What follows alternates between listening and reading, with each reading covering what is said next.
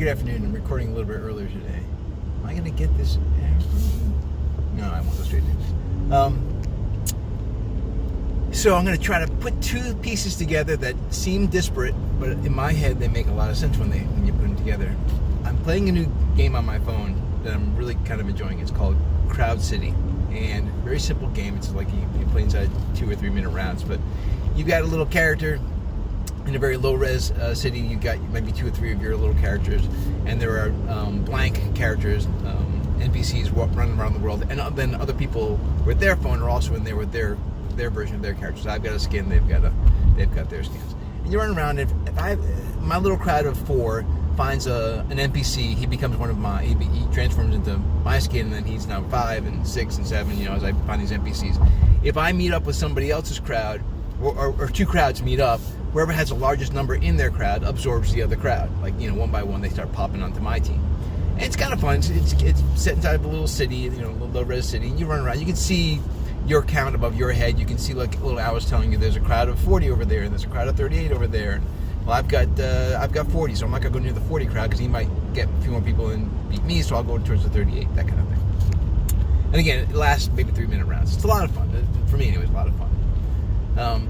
At the same time I'm playing that game today, I've been listening to a podcast talking about, we only have had the internet for, let's say, high-speed internet, regular people, average person getting it, since about 2000, which means we've had elections. We've had maybe 4 elections, presidential elections, in the time that we've had the internet. Not very many, really, when you think about it. Obama and Trump, and then who was, I guess, before that? Second Bush. So,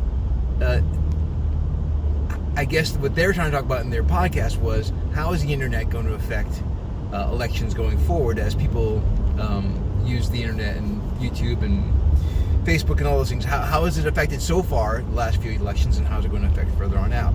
Now, I think about how people absorb information and the biases that we have, right? You have a conformity bias that you don't want to necessarily say anything, or there's a courtesy bias, right? You want to conform to whatever people around you. You don't want to make people around you uncomfortable. So you conform to what you believe the people around you believe as well, or at least you keep quiet. And in some cases, people really just conform. Other thing, people just believe, as the crowd says, they absorb what the crowd is saying and believe it as well. Much like in Crowd City, when you just get them with this more around you, all of a sudden you're absorbed into that crowd.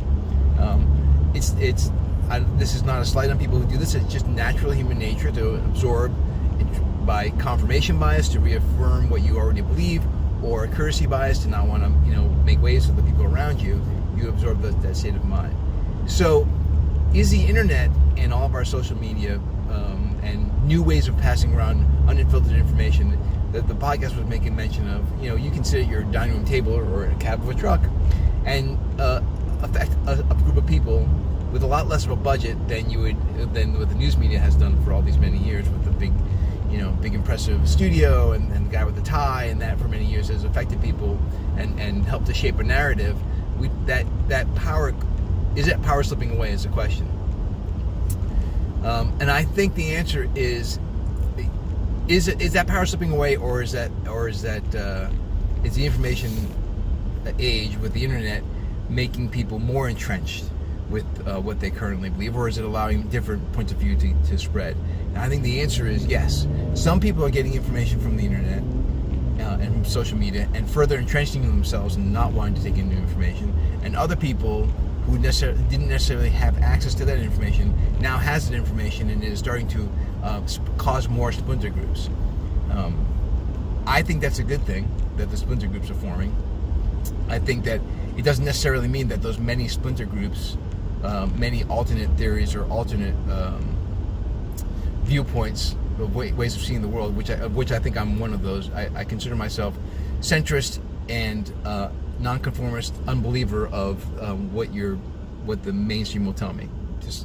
I've seen enough evidence to my mind, and I think I'm fairly rational about this kind of thing, that I can't believe that main narrative. I know, now that I see through history that we've done Operation Paperclip, I don't believe that kind of history. I don't believe the history books exactly anymore tell us the truth. And the same way that I don't believe the pharmaceutical companies tell us the truth. I don't believe that the oil companies tell us the truth. I don't believe Democratic or Republican parties are telling us the truth. So there's going to be more people, I think, like me, who get access to this information and say, well, I'm turning away from the mainstream. And then there are other people who are in the mainstream saying, no, this further reinforces what I believe about my political party. Look at all this information I can find about how right the Democrats are. Look at all this information I can find out about how right the Republicans are, and they'll get further entrenched in their systems. And then those of us who are in these, who have an alternate thoughts about these kinds of things, are kind of left in our small islands. But I think there'll be more of those islands, and more people will join those islands to kind of. And my hope is they'll all balance it all out. So that's how I marry the internet, the coming elections, and a video game on my phone called Proud City. Again, look it up. I don't get anything from them, just I think it's fun. Anyways, that's how I married those three ideas together. That's how I think those things. And as I said this morning, I don't know if this channel's gonna take off and get large adoption. It'd be fun if it did. It'd be fun to think that I'm getting information to people and making people laugh, and maybe helping people who are struggling with self-help in their workplace or in their personal life. That would be great if I could do all that stuff. But honestly, I'm just kind of talking to hear myself talk sometimes, which is also fun for me. Anyways, I hope that finds you well. If you like the video, if you find this at least mildly humoring or at least interesting to think about, if you have thoughts about it, put it in the comments. I'd love to hear that. But if you find the video interesting, give me a thumbs up and maybe subscribe to the channel. Cheers.